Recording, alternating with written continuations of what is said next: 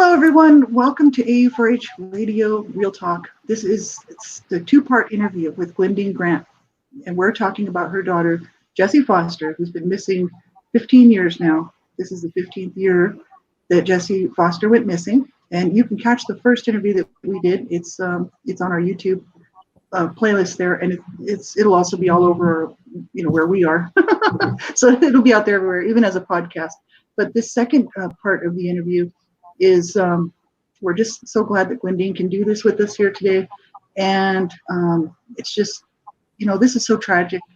It really is for anybody who's going through this kind of stuff. 15 years to not know where your daughter is. And so we care very much, and we're glad to be able to do this show with Glendene and, just talk about the disappearance and then what happened after. And so if you didn't see the first interview, you can go grab that later. And otherwise, we just welcome you here, and we're glad to be here. Hi, Glendene. Hi, Donna. Hi, Lee. Thank you. Thank you, ladies, for having me back again. I appreciate it so much. I'm always so grateful to be able to talk about Jessie. Yeah. It's actually a real privilege. The privilege is mine. Trust me, I'm more than grateful. Now, last week, we talked about, Jessie, normal life, growing up and such. This one's going to be a little harder, on me and on listeners. I sometimes equate my life with a missing daughter as sort of how, when a family loses a loved one and then they have a funeral or a celebration of life, depending on what they have. And it seems like at those events, the families are almost consoling all the friends in the families. They're strong, and everybody comes up to you and they say how sorry they are that this happened to your family, and then the family is, that's okay, and they're hugging them back. Mine has been like that for 15 years. Mine is where people don't know what to think, and they certainly don't know what to say. And people are often afraid of saying the wrong thing or hurting my feelings or, saying something they shouldn't. But that never happens, in my opinion. There's nothing anybody can say to me that would hurt me more than what I'm already experiencing. And in that respect, I appreciate all questions or comments from people, because that just tells me that they want to know that and they want to understand. So basically what I'm saying is, after 15 years, I can sound strong and talk to people almost matter-of-factly about having a daughter missing. And then the people that are hearing the story are the ones that break down, because everybody always says, I can't imagine, because nobody could imagine. And to be perfectly honest, I don't even want anyone to try to imagine. And it's because they couldn't, they would only imagine the first part, which is the finding out or realizing you haven't heard from someone, finding out that somebody is in your life is missing, and all that starts to hit you, and it hits you hard. But after 15 years, it's I don't know the word to use, but we're used to it, I guess. I've had Jessie missing for 15 years. She was not missing for 21 years. So it's almost been the same length of time for each. And so for me and for many others, there's a point where you have to kind of get back on track. You have to start living your life again, if not even for yourself, but for your missing loved one. I often say, I do this for Jessie. I do that for Jessie. Now I also say, because I have grandchildren and I do have 3 other daughters, I do things for them, in spite of me maybe not wanting to, or thinking, how could I be laughing or enjoying myself when Jessie's missing? I have I completely flipped it. And now I think, how could I not do these? If Jessie is not alive, then this is the living that she will get is through us. And so that's sort of where you end up, at least for me, after 15 years. It's a horrible, horrible thing, but it's my life. So having said that, I'm not ever going to say that my life is horrible. I can say matter of factly, I have a wonderful life. I had one really bad thing happened, and it's been going on for 15 years. But that doesn't mean I have a horrible life. It doesn't mean anything. It means the opposite, as a matter of fact, because I love my other children, my husband and my grandchildren. They are my life. They mean so much to me. They've given me the strength and the reasons, to carry on. So to me, as of today, it being 15 years, I'm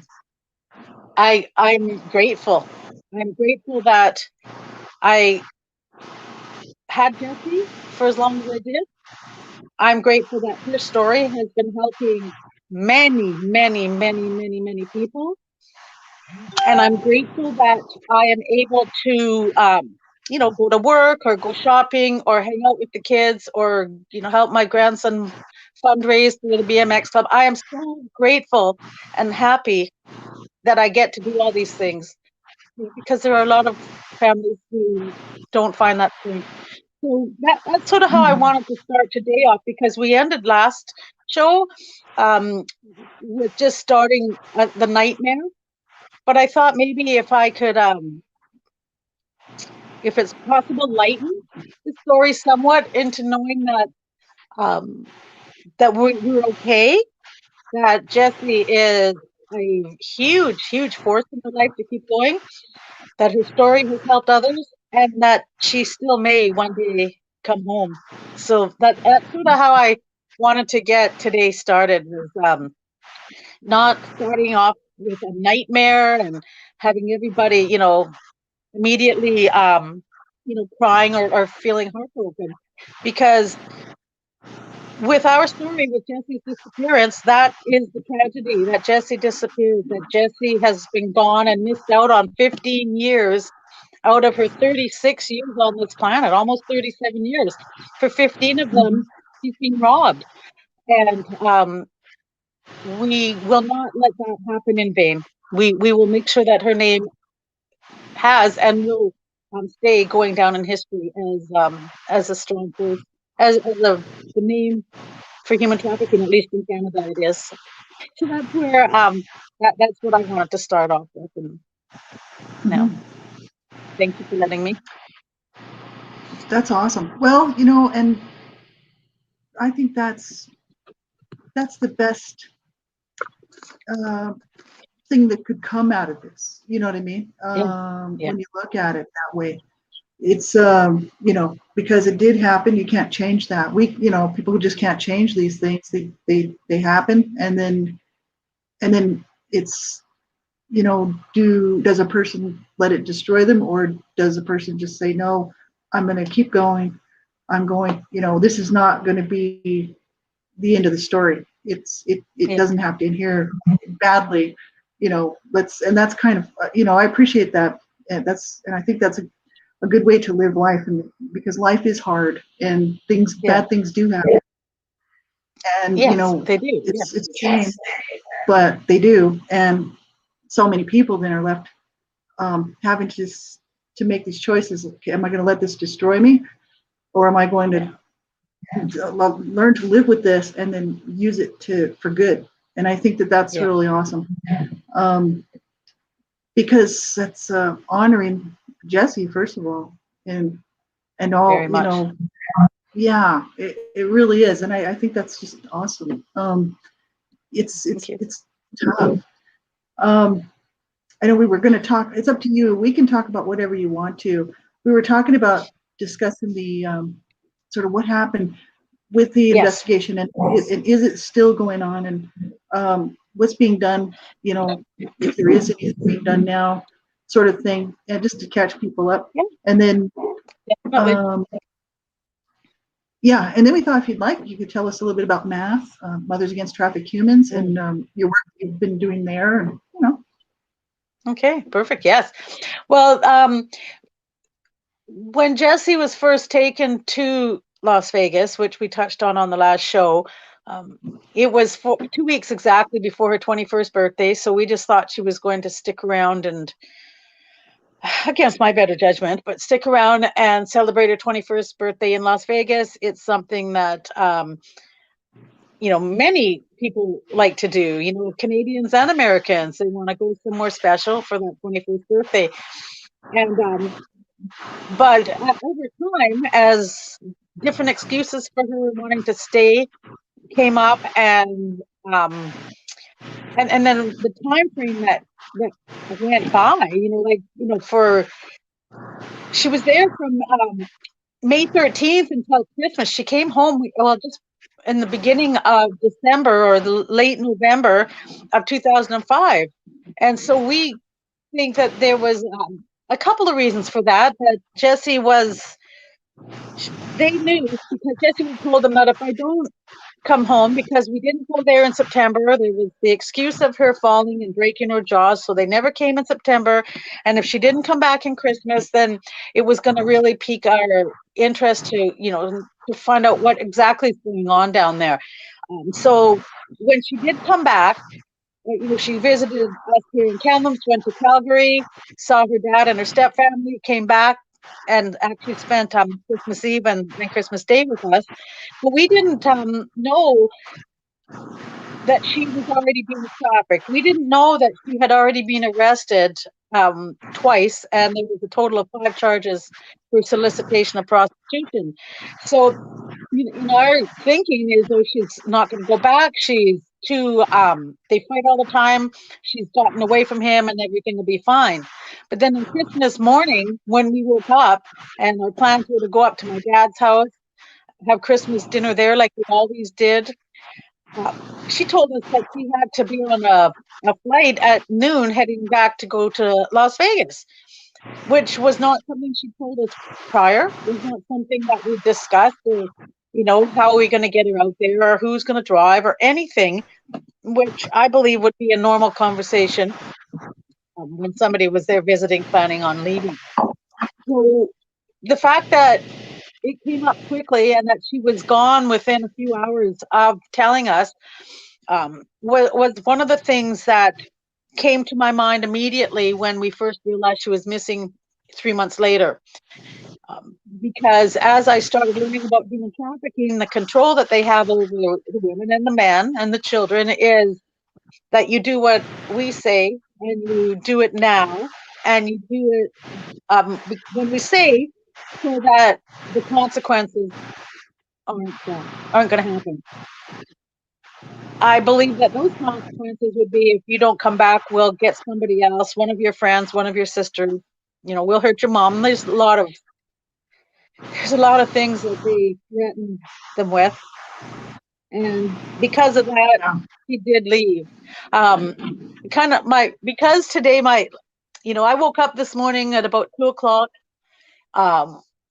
knowing full well that I was closing in on the 3:00 hour of a very traumatic phone call I had on the 29th of March, 2006. I'll tell you, but I just want to say, so until that day, after Jessie went home, we talked to her every day.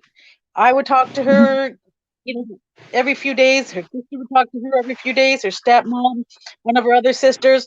But between us all, there was rarely a day that went by that somebody didn't talk to Jessie.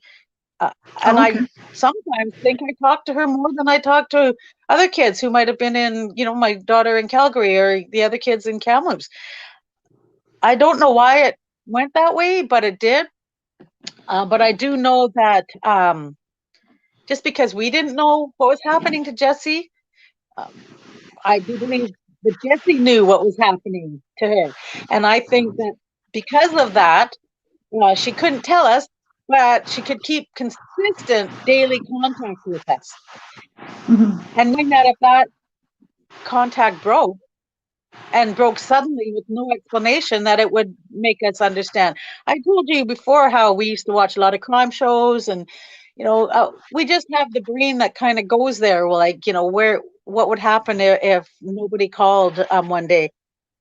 And because of all that, we did realize immediately that Jessie was missing. We knew, when nobody heard from her on the 29th, even though messages were left for her, by the 30th, I was getting calls, from her other sisters saying, Jessie's not returning my call. And now I put that together with what happened to me. It was now back in 2006, I worked at a place called Converges. I did technical support for an internet service. We're in Canada, but the internet service was for an American company. And so my shift was 5 a.m. to 1:30 p.m. I got up at 3. I have always had a busy, large household, and I would get up at 3 and I'd give myself an hour of just nobody else around, have the place, to myself, so to speak, for that hour. Then I'd get ready for work. Sometimes during that hour, when I was just relaxing or doing whatever, Jessie would call me. Las Vegas has the same time zone as British Columbia, so it was also 3 o'clock for her. And we always laugh because when we were talking, I'd say today and she'd say tonight, because I was already up for work for the next morning. She was still awake from the night before. So we kind of like had that little bit of difference, but we talked often. And most often it was at 3 o'clock in the morning. And so on the 29th of March, 2006, my phone rang.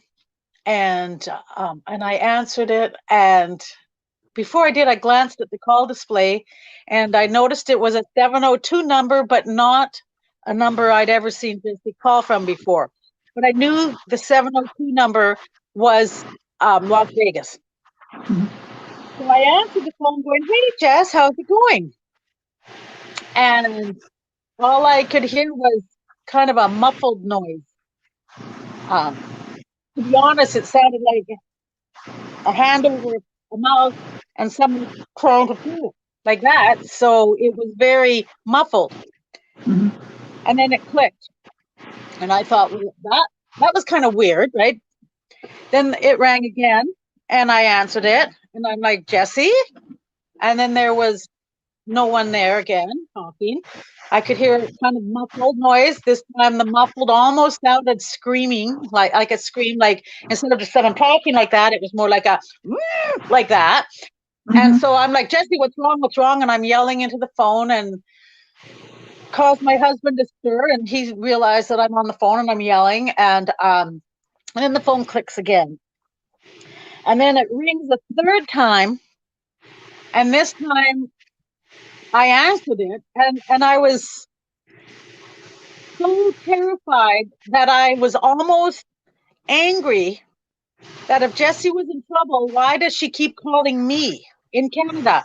She needs to call the police. She needs to call somebody there that can help her. I'm thinking, what can I do? So when I answered the phone, I'm like, Jessie, what's wrong? Call the police. I can't help you. I don't know what's going on. I just can hear you screaming.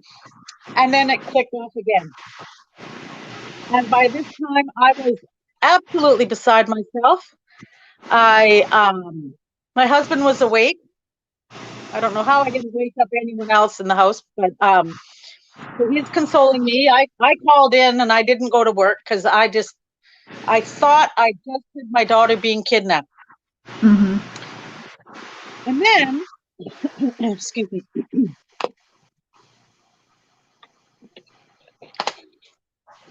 And then a couple hours later, I get a phone call.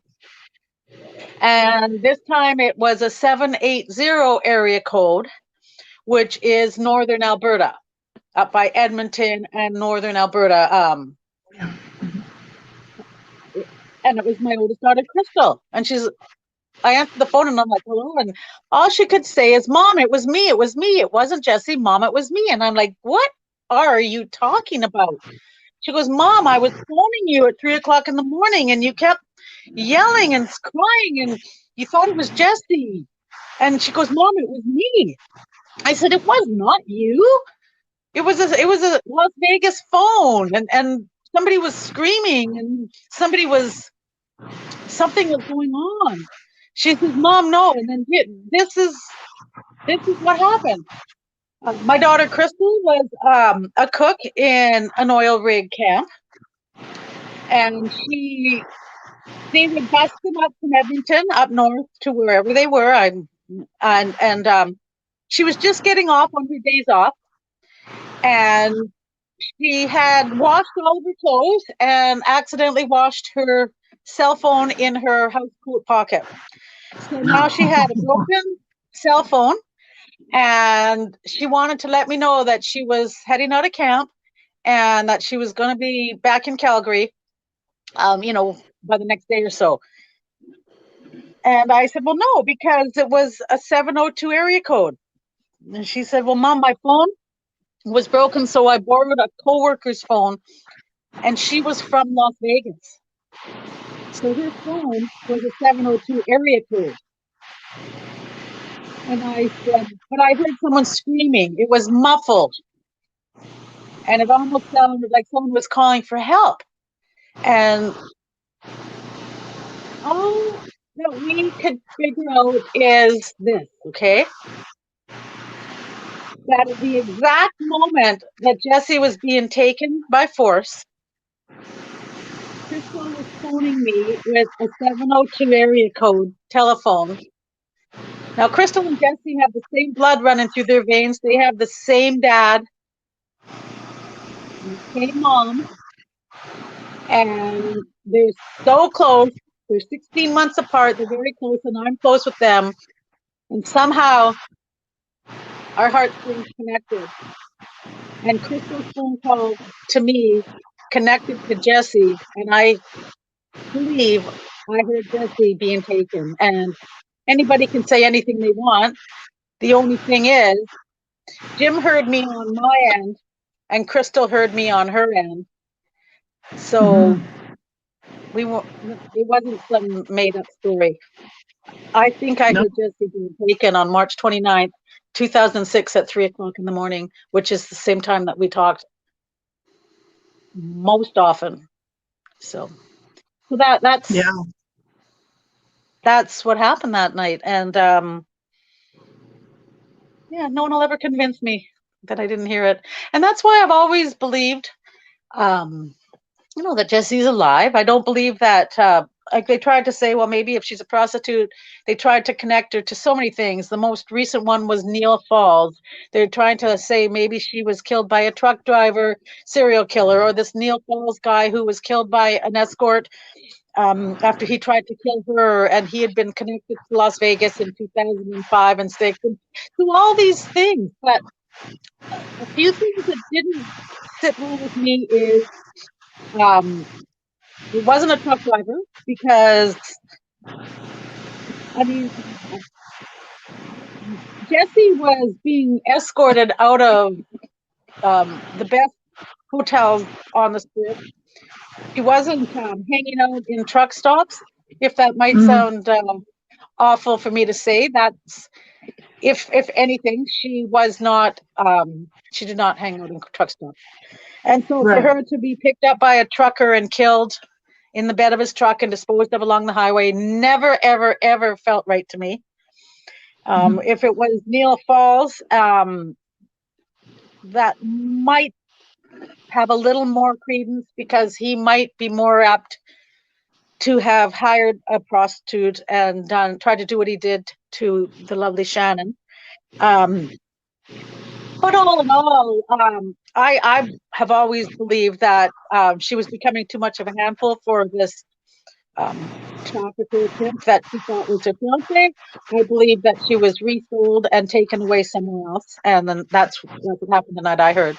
Because he told me that she took everything with her, except her hairdryer and her makeup. I told you that last time. And Jessie isn't leaving her hairdryer or her makeup behind when she is willingly going anywhere. No. So that's sort of how I came to to the belief that, that it was human trafficking. I mean, she was taken from one country to another. She was beaten and forced into prostitution. She went missing when she tried to leave, and she's never been heard from since. And that is pretty much as few bullet points as you can get for how you would describe an international human trafficking victim. Hmm. Yeah, it's just insane. Because I don't know like all about the whole thing really. Just little bits and pieces of what I've seen. And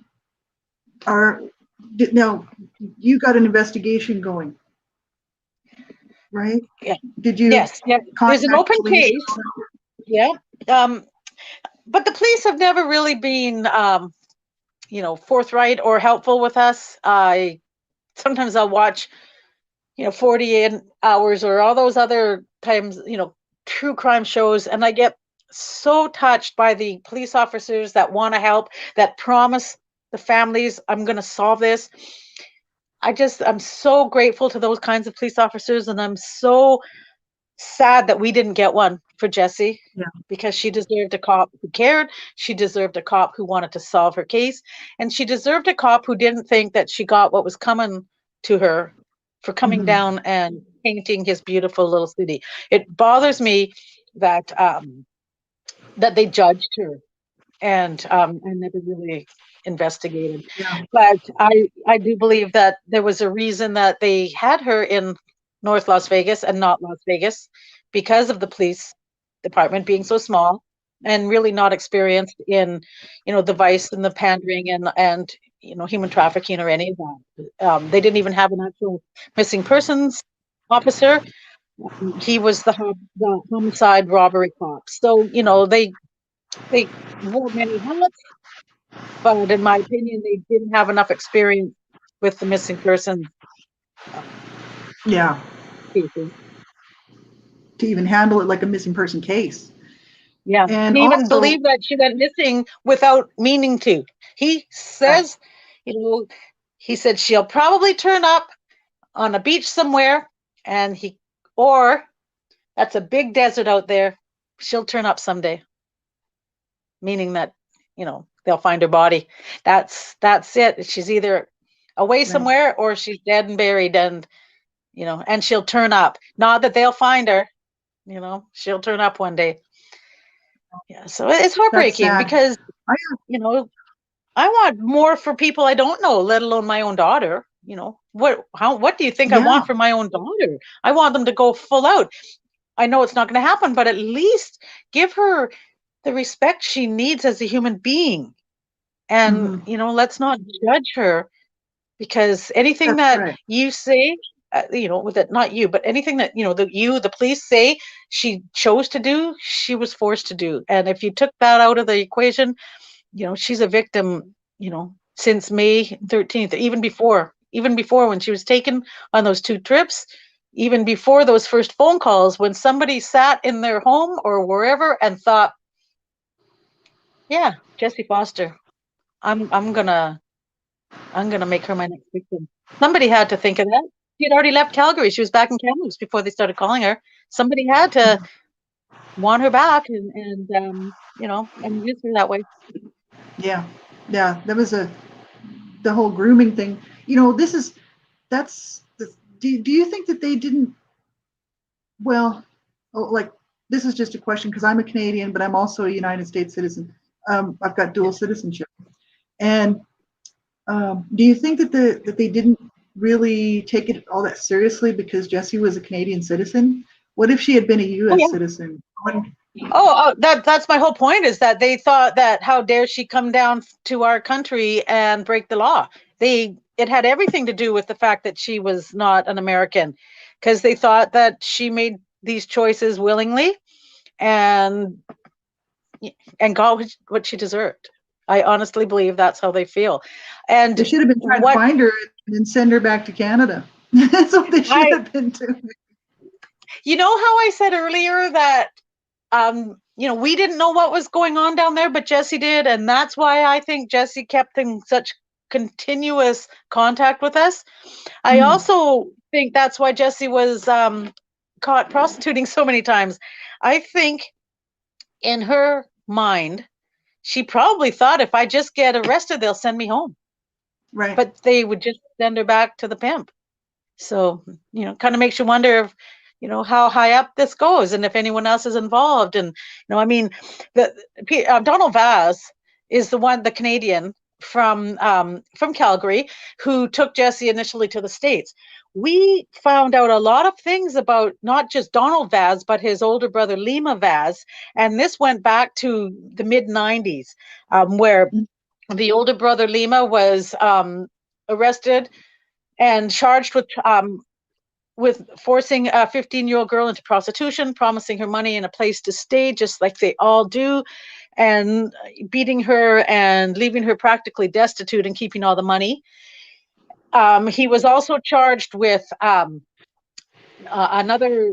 case. It was from Ontario, I think it was from Toronto, where he was chasing a young woman down a street, screaming at her, threatening her, he's going to get her and she's going to get it. And it was just happening that there was these young guys outside of a pub somewhere, and they were drinking, and they seen this. So they're like, no, this is wrong. And so they jumped this guy, and they held him until the police come.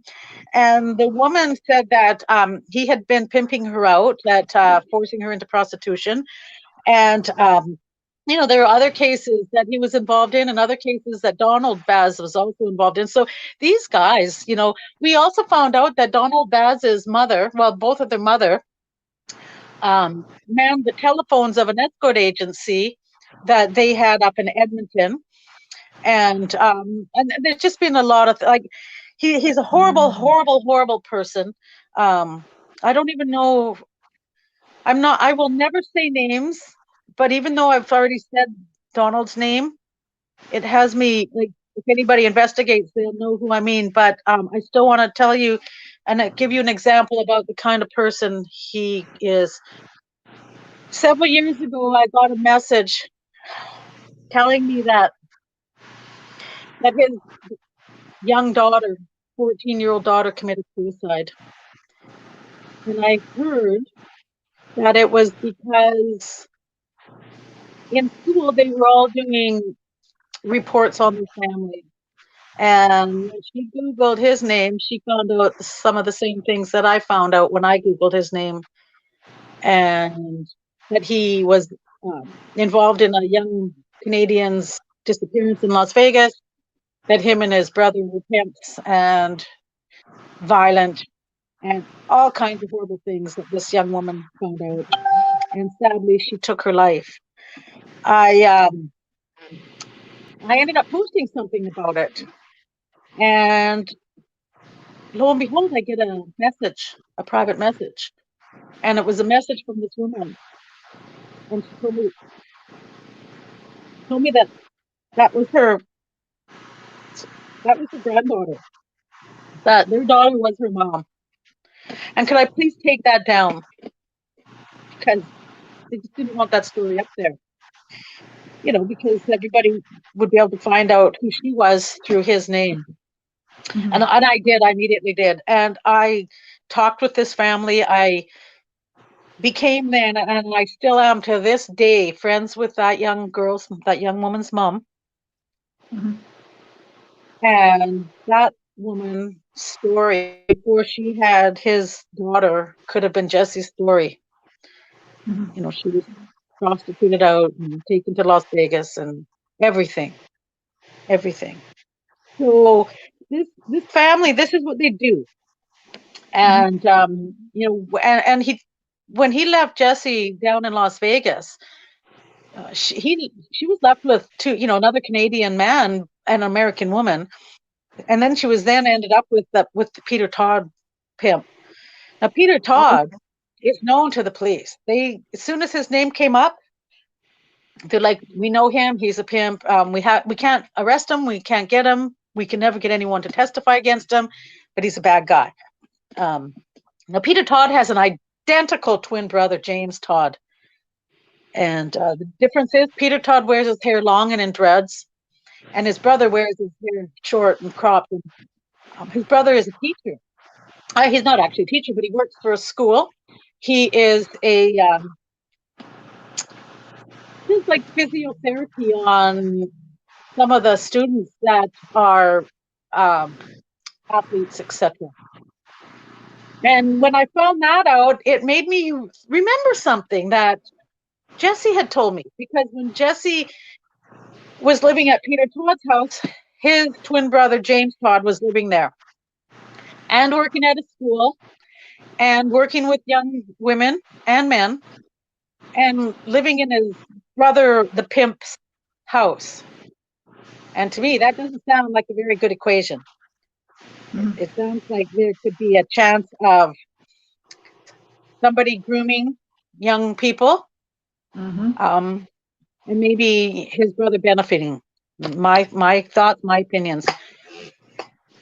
But Jessie told me, because see, Jessie had to wear a lot of super high heel shoes, and she would get sore muscles and her calves would ache. And she told me one time that James would massage her legs and her calves, and he knew what he was doing because that was his job. And it just really it really makes your mind wander and makes you wonder about so many things and the scenarios, how they could be, and there's so many different ones. But I'll tell you, this is leading up to after Jessie went missing, and a Calgary newspaper tried to interview James Todd. James Todd said he didn't really know Jessie, never lived in the house, and had nothing to do with her, never ever spent time with her. But I knew that they did, because Jessie had told me that he had physically massaged her legs, mostly her calves, but he had physically massaged her. He knew Jessie. He knew that his brother's a pimp. He lived with them, and he worked at the school board in Las Vegas, in Clark County. I don't know what school, but that's a pretty scary scenario, if you ask me. These are all my opinions, obviously, and many, many, many others. But they can bring it on if they want. If they want to question me as to why I would mention them and bring this up, bring it on, because I have some questions for them of my own. Like when was the last time you saw Jessie and what happened, etc. So since this is why I say things, I like to say their names, because I would love for them to sue me and take me to court. I would love for somebody to try and get me for slander, defamation of character, libel, anything. Bring it on. Bring it on. I'm pretty sure that's one of the reasons they made GoFundMe, so that we could fight something like this if it happened, because I would go to the top. I would not. Those are the things that I hope for, to get them to so pissed off at me that they want to, bring me down. I've been told many times, a lot of people say, why, you kind of got a big mouth, aren't you nervous? No, not at all. I was told a long time ago that when you're fighting this kind of a fight, they don't want to bring down someone whose mouth is so big, because it just causes more attention. I've said it many times. If they want to bring, come and get Jessie's mom, I'm right here. You know where I am. Come and get me. But they won't, because that will just prove that there is something fishy with Jessie's story. So that's right. Yeah, I can act tough all I want. That's right. I'm not. Well, it's just, the issue is you that would just cause more attention and hopefully find the guilty party, right? Exactly. And that's all I want. There you go. So truth is truth, and I think truth is everything. For me, it is. Why I just say what I say. It does, I'm not out to hurt people. I'm out to cause positive social change. But I also think that truth is very important if we're going to get to the bottom of this stuff. And obviously, this is very covert, and it does hurt. But that's a good thing. A truthful hurt is not a bad thing. It's an eye opener. If you've done something wrong and you're admitting it, you're releasing so much from your heart and your soul. You're giving your mind some rest. It's those those 3:00 moments, where you wake up and there's no one there but you and your mind, and sometimes it can be racing. So without truth, sometimes there's no peace. And so I really hope that they have no peace. Yeah. No, they won't, right? That's the issue. They think they do, but they won't. And the thing is this stuff, like this is happening, all the time. And I was talking to Dawn. I mean, it could have been me. It could have been anybody, And this sort of stuff happens. And it's, where is the, like, why are they not pursuing this like they should have? I know, I was reading some of the information. They were saying that the police checked out the house. They didn't find anything wrong. They didn't find anything. Is that well, what let me ask you a question, ladies. If I came to your house and I'm saying to you, I think that there might have been a crime happening, or at least somebody is saying a crime happened. We don't really think that it did, but they're saying, yeah, go look. And then the guy's like, yeah, silly, crazy Canadian woman, come on in and take a look. They look and they look and they look and they leave. What kind of investigation is that? They did not look behind any appliances or pull up the rugs or turn over a mattress or see if there was, anything blood cleaned up or anything, luminol, anything. Mm-hmm. They should have been looking for blood spatter. Yeah. They should have been looking for the blood that dripped behind the radiator, all the things that when somebody cleans up a crime scene might overlook. And that includes Jesse's hairdryer and makeup. He overlooked that. He did not think that was going to be his kick in the ass, because as soon as he told me that those items, everything was gone but those items, I said, call the police. And I think he has regretted those words to me ever since. But the bottom line is, the cops say they investigated him. They didn't. They say they investigated the house. They didn't at all. Mm-hmm. It's crazy. Yeah, that's frustrating. Absolutely. It is. It should have been done immediately. You think that when a person is considered to be missing because no one's heard from them, even whatever, same day, 24 hours. I mean, it doesn't matter if it's an adult, right, or a child, that there would be something done. You know what I mean? Some real investigation. That's why we're especially an international case. Yeah. This is like somebody from another country that went missing. We know how they are when their residents go missing, their citizens go missing in other countries. I've seen it. I've seen, true murders where people were, taken down to Mexico and killed, and they didn't stop until they got answers. Well, this is us now. What about us? We have also got the same, we want the same results that you do. That's right. It's just crazy. And I don't know. I sit there and I think, because you have all the information. You know what I mean? I wish I had, I really, it makes me want to go investigate. You know what I mean? Yeah, all people, I don't know if you saw the post from that guy that was the latest scammer, but I had people saying, oh, what's his number? Can I call? But I'm thinking, I just kind of pointed up. The number is in that post right there, because I shared everything. I absolutely shared everything. And so I don't know. But I'm not sure if there's anything specific that you wanted to ask me, because I know that we're getting close to. Okay, I have a question for you, Glendene. In the investigations or lack thereof, do you feel at the start, at least, do you feel that there may have been a refusal to acknowledge that this was happening in their backyard, or that they were not educated to really look at, okay, we've got sex workers, but not everybody, and the majority of women in sex work are not there by choice. And is that something that you believe that may be another reason that they just didn't want to look? They're not educated on human trafficking, on what to look for, or were they just maybe turning a blind eye and they saw some of this stuff? I mean, in a lot of places, there was not a lot of education and awareness about human trafficking. But since Jessie's case, you have brought a lot of that information forward.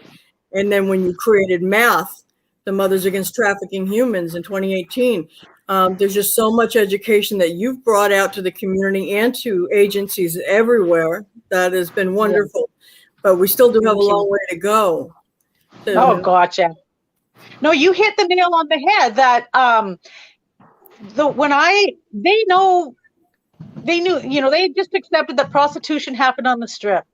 They had a blind eye to it happening in North Las Vegas. That's their little community. And when I mentioned prostitution, even before I mentioned human trafficking, the response was that this happens on the Strip. It doesn't happen in North Las Vegas. And I couldn't believe they said that because, I'm from Kamloops, BC. We're a small little place, and I know what happens here. I've given talks in places that were even smaller, and they have human trafficking problems there. So it was definitely they're uneducated on that topic. But I also think they turned a blind eye. I don't know if it was a specific blind eye for Peter Todd or in the whole realm of things that they just let it be. And either way, it's horrible. But speaking of MATH, and that's part of the reason why, I when I started MATH, Mothers Against Trafficking Humans, it was another woman whose daughter had been missing. She was fortunately rescued before she was taken away and saved. But we were going to make it, I started in Canada and she started down there. She got really ill, so I started it. It was actually in 2010. It was February 18th, 2010. And so Mothers Against Trafficking Humans, I looked at Mothers Against Drunk Drivers, and I'm thinking, sometimes it takes the moms, like everybody knows that we're the ones that kiss the boo-boos better, and we're the ones that, try to fix things. But we're also pretty strong. And for example, my best friend's son broke his arm as she's rushing him out the front door to take him up to the hospital. Her husband's sitting out front with his mother-in-law, her mom, and he's like, "What's going on?" She's like, "James broke his arm. I'm taking him to the hospital." He holds up his arm and shows his dad, and it's literally just hanging. She gets up to the hospital. Next thing she knows, she looks over. There's her mom, and there's her husband being wheeled in on a stretcher. He passed out when he saw his son's broken arm that his mom was rushing into the hospital to fix. So, yes, moms might be the ones that kiss the boo-boos better, but sometimes we're also the strong ones because, the dads, they protect us from all kinds of things, but sometimes it's just a little too shocking. Now, that's the cutest story, and it's as true as the day is long. She looked up, and there was her husband being wheeled in on a stretcher after he passed out. He's 6'3". Her mom's 4'11". She had to call an ambulance. She couldn't do nothing. But anyway, so that's sort of why I thought, Mothers Against Drunk Drivers changed how the world, not just, our country and your country, but changed the world as how we look about drunk driving and drinking and driving. Right. And it's changed immensely. Took a long time. So now 11 years in on Mothers Against Trafficking Humans, like Lee said, not a lot of people knew about human trafficking in 2006 when Jessie went missing. I was almost, kind of brushed off by some people because of it. But I was very fortunate to find a professor of law, an assistant professor of law here in Canada, Benjamin Perrin, and he was at the time Canada's leading expert on human trafficking. He probably still is. But his was child trafficking, Cambodia, and the like. So when he started investigating and writing about human trafficking in Canada, he wrote a book called Invisible Chains, Canada's Underground World of Human Trafficking. And he was right in the middle of writing that book when I heard of him, and we talked, and Jessie ended up getting her own chapter in that book.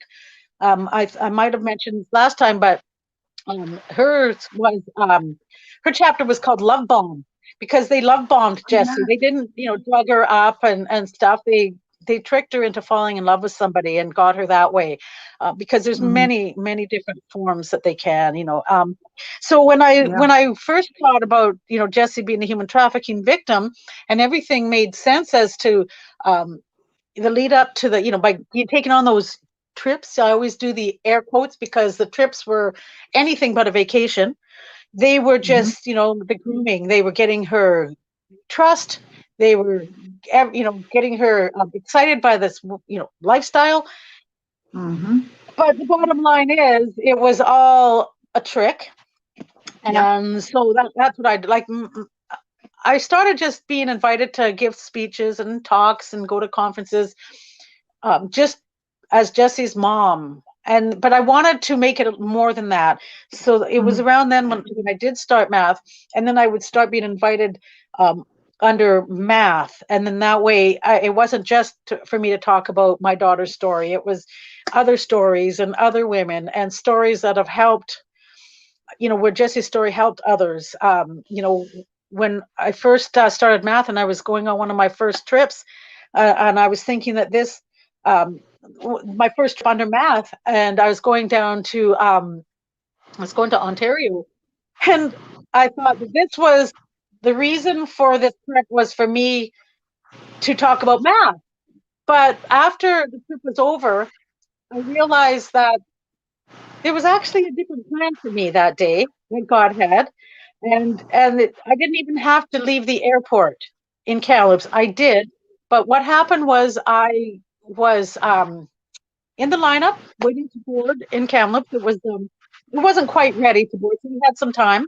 There was a young woman in front of me, and we started talking. And she asked me where I was going, and I told her. And she asked me what I was doing, going there for, and I told her about Jessie and that I had a missing daughter. And she asked me if she could have a poster. I said, yes, they're in my luggage, but can I in my carry-on, I said, can I get you a poster on the airplane? It'll be easier than unpacking everything right here. And she seemed insistent. She goes, no, please, can I have one right now? And I said, of course. So I opened it up and I dug out a poster and I gave it to her, and she's reading it.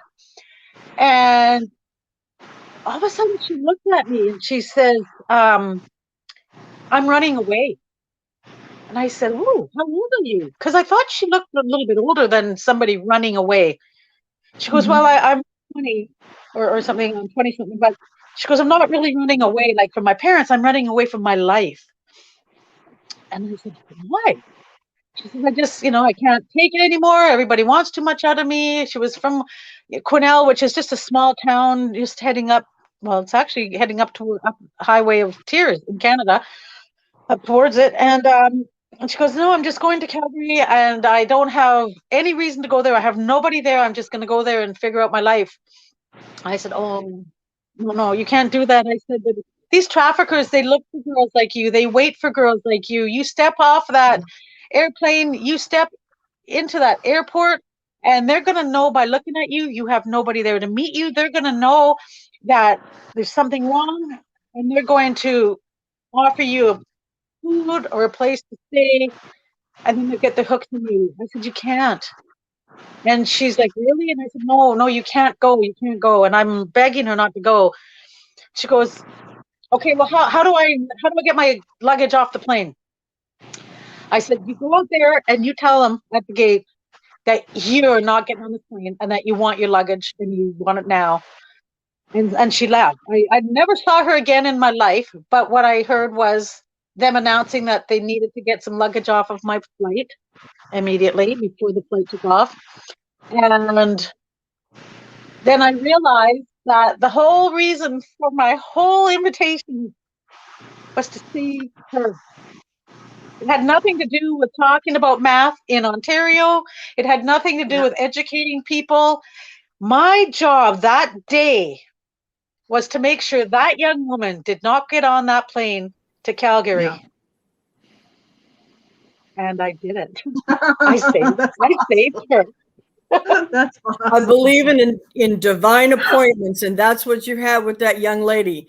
You were put there for that purpose, to me. Exactly.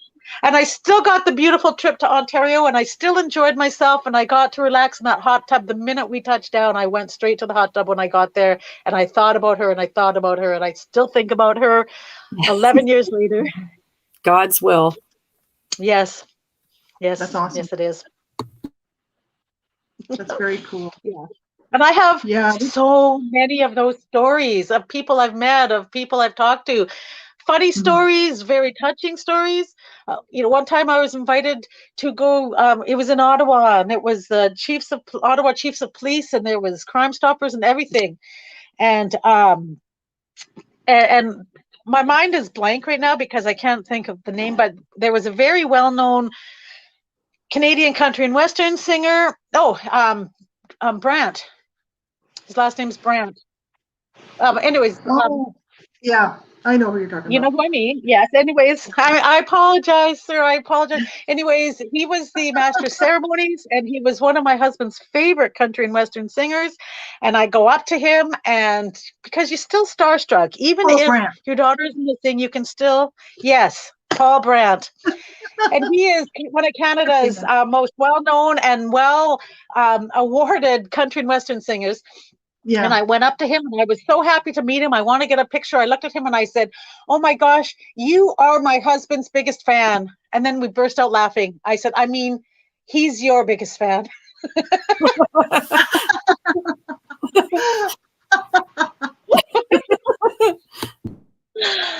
But right, those things happen, right? Those things, but we got a chuckle, and I got a picture, and it was wonderful.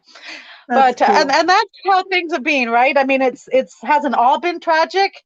There's been a lot of learning, and there's been a lot of people being helped.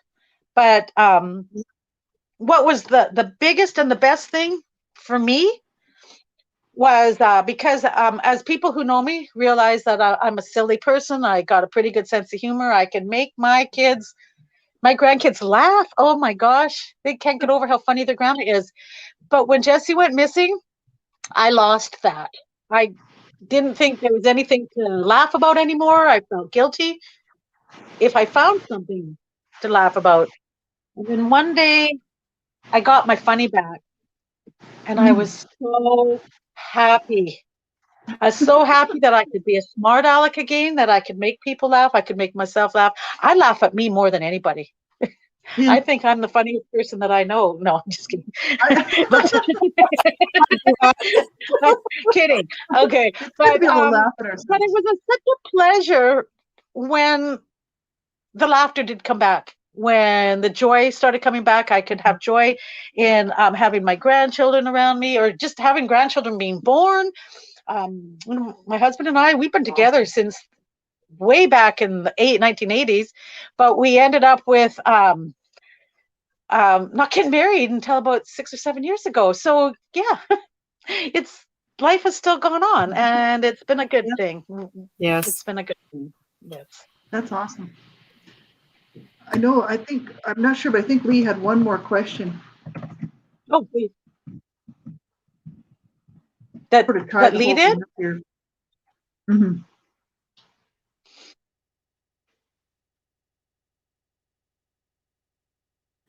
Sorry, had to unmute myself.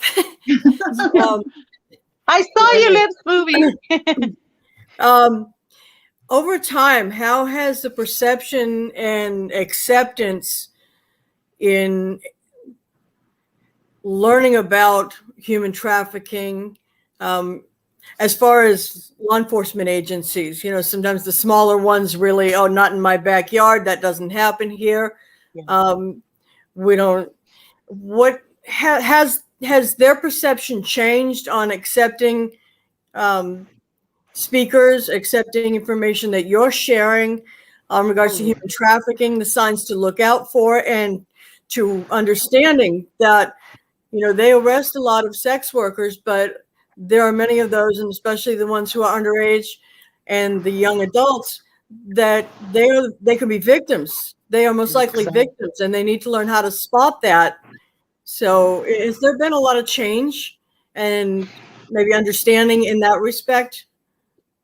There have been. Now, unfortunately, before I tell you how much change and how much education has happened. I don't see that with North Las Vegas, but I might add that that just might be with Jessie. They may investigate new cases differently, but I don't know if they just don't want to accept that they made a mistake with Jessie's case, or maybe they just still are living in the dark ages somewhat.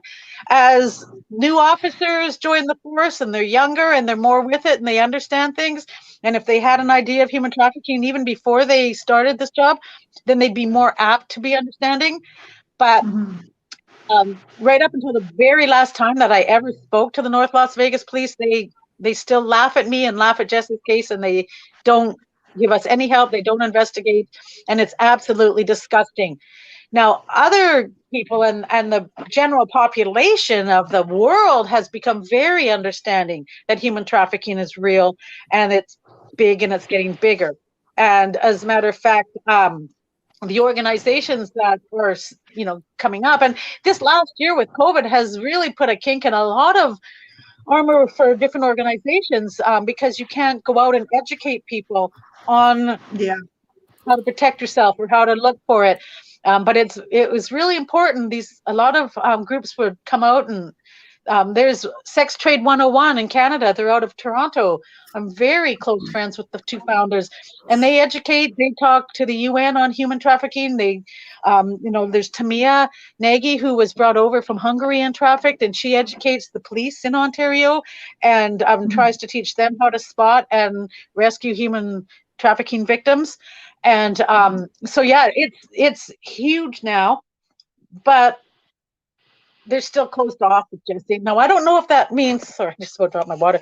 I don't know if that means they're all like that, or if it was just the older cops that were there when Jessie went missing.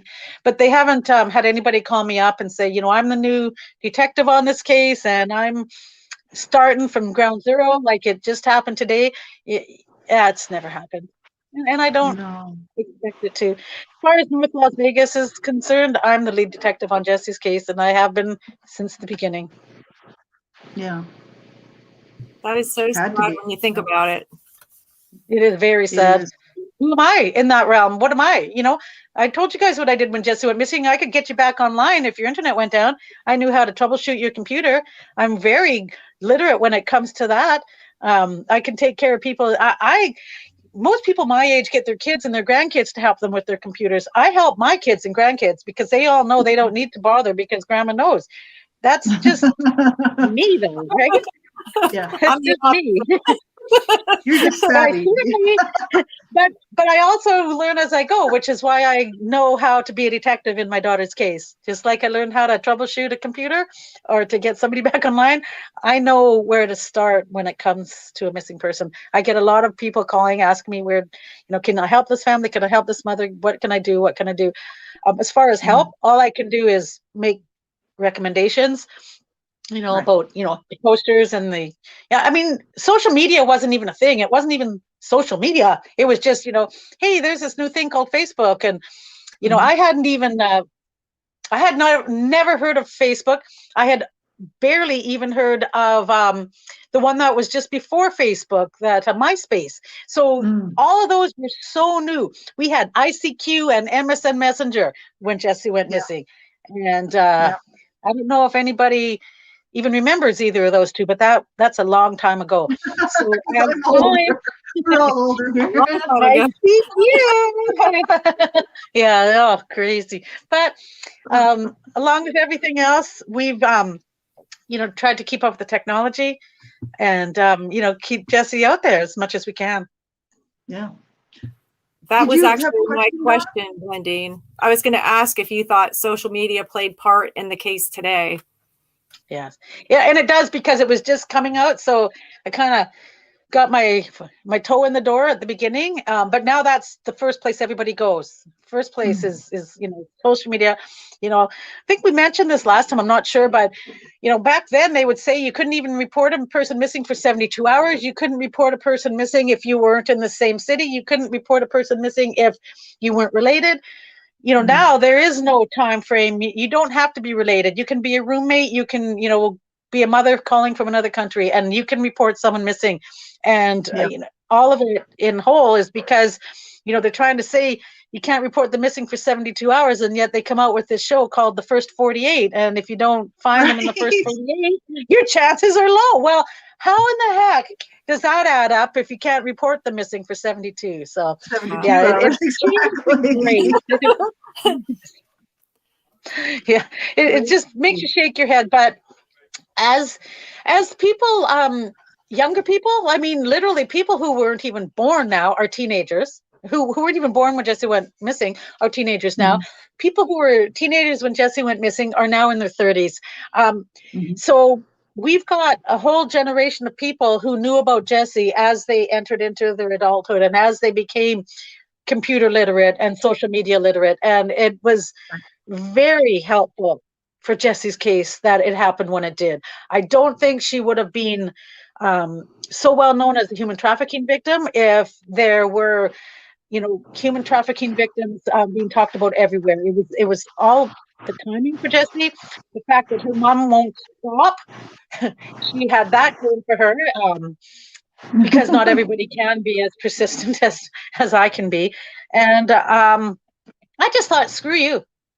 You remember the old saying, I brought you into this world, I can take you out. Well, it's, you know, I brought her into this world, and I'll be damned if anyone's going to do anything to her and me just sit by and watch it. So, you know, but yeah, so I'm grateful to social media. I'm so grateful that if Jessie had to go missing, she went missing when it was a time where we could get the attention on her that I believe that my daughter deserved. I think everybody deserves it, but at the moment I say my daughter, she deserved as much as we can.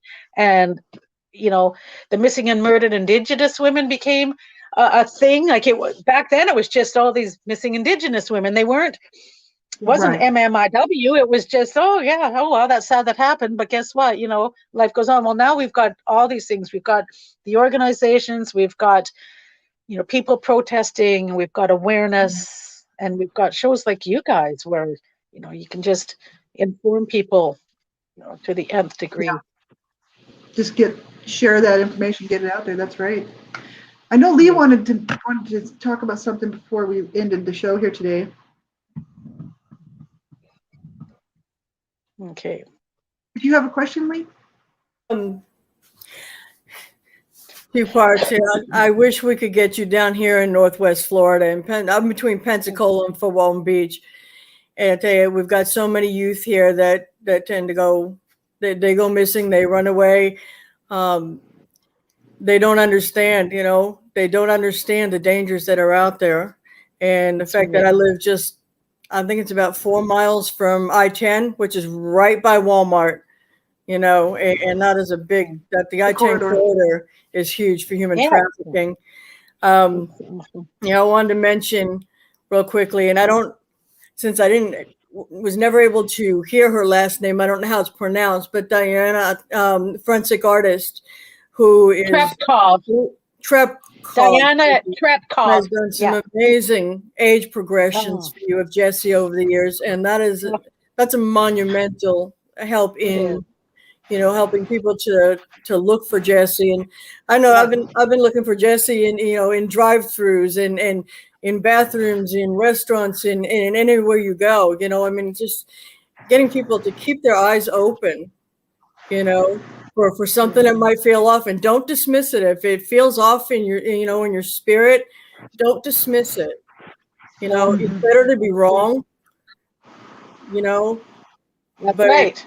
You know, and not, if you don't speak up and you're right, then, you know, that could be the only time that somebody could connect with that person who's being trafficked or taken.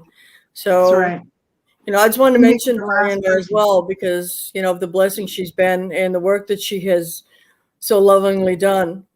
Yes, I'm so grateful to that. I always tell her that thanks to her, I've watched Jessie age over these 15 years, because every, you know, 3 years or so, she'll do another one. And, you know, each time, you know, she makes her look a little bit older, obviously. And so I can keep track of what she looks like. And that's a blessing. That is very, very cool. Yeah. But thank And we'll you. just keep getting this information out. And I hope, anybody who's listening and watching this, that you'll also get involved and just share the information. You never know who it could help. You just never know. No. People sometimes are going through things and you have no idea what's going on in their life. If you share something, it might have been the one thing that they needed to see or that they needed to, you know what I mean? So share this stuff, right? Get this information out. That's right. That might be the one thing that the person is searching for and thinking that there's nobody there for them or there's no help, and all of a sudden something will resonate with them. We never know when something we say or do to somebody is going to stay with them forever. That's right. That's right. To change their lives. And this is like the thing. That girl in the airport. Perfect example is that young lady in the airport. So, well, thank you so much. I appreciate you guys with all my heart. Can't even begin to express the love that I feel for you all, letting me talk about Jessie for so long. It means a lot. Well, we appreciate it because we really feel the same about you. And I mean, it's such a great thing that you spent this time with us. And like I said, we're going to put this everywhere. It's going to go all over our stuff, and I'll send you the links. And it'll be a podcast, as well as the videos out there. And we'll put it as many places as we can. And just hope and pray and keep the hope alive. And the Jessie will eventually get home to you soon. And thank you. I just appreciate you. Yeah, thank you for everything that you do to help so many people. And that's what Donna says all the time. Donna and Lee, they always say, well, it's people helping people, and that's what we're all about. That's all we all want to do. Yeah People helping people, because that's all we can do is just try to help. You know what I mean? So I thank you for all you're doing. And that's what makes us feel good, is helping others. It's wonderful when we get helped. Yeah. Usually people say, well, I'm fine, I don't need help, but it's wonderful when we do. But it's even much a better feeling inside when we're the ones helping. It is. Yeah, completely. That's right. So that's a good thing, right? So thank you, everybody. I appreciate it. I hope you have a wonderful afternoon, wonderful evening, and just take really good care of yourselves till the next time. Thanks, everybody. Thanks, Good night. everyone. Bye-bye. Bye-bye. Bye-bye.